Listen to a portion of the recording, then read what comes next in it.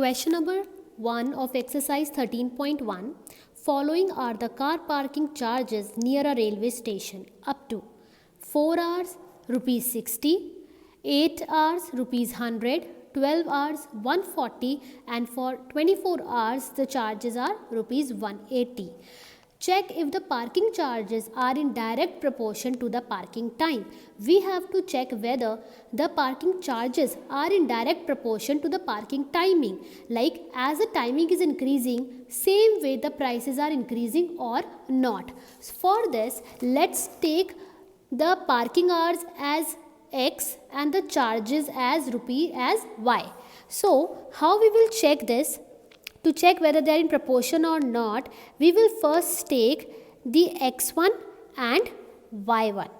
x1 is 4 hours and y1 is rupees 60. This is the first quantity. This is x1, y1, x2, y2 like this. Now, to be in proportion, there after dividing them, the same value should come every time whenever we are doing x1 upon y1, x2 upon y2, x3 upon y3, x4 upon y4. Every time same number should come. Then only they will be in direct proportion. So let's check here. 4 upon 60. Reduce it to the lowest.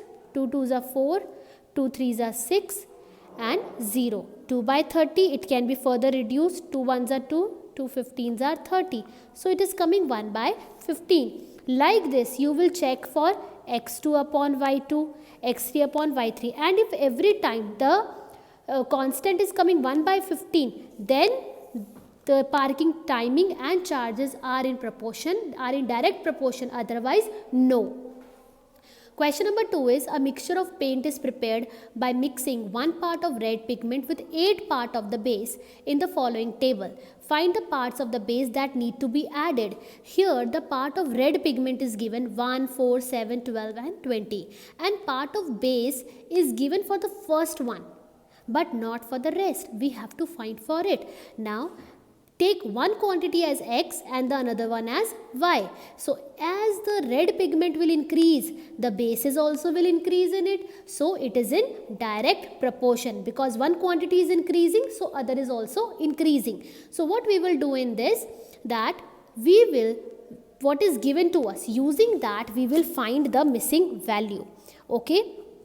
We will first of all draw the table here. You all have to draw the table and this you will write as, this will be x1, x2, x3, x4, x5 and this is y1. Here you will write y2, y3, y4, y5. Okay.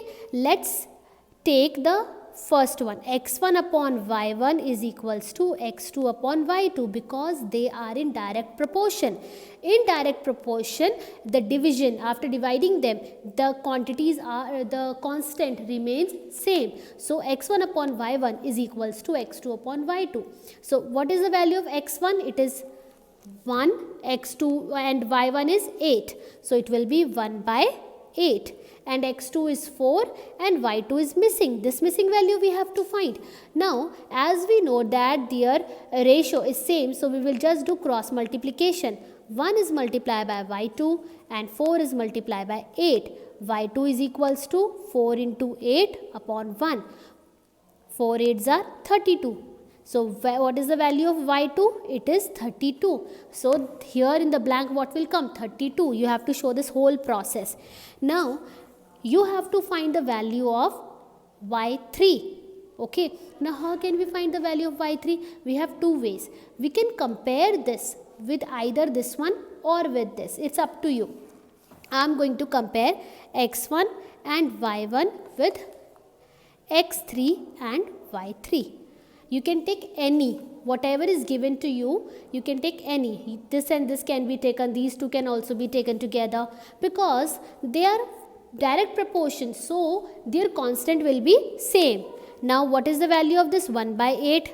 x3 is 7 and y3 is missing. Again by cross multiplication you can find. Like this you will find all the missing values.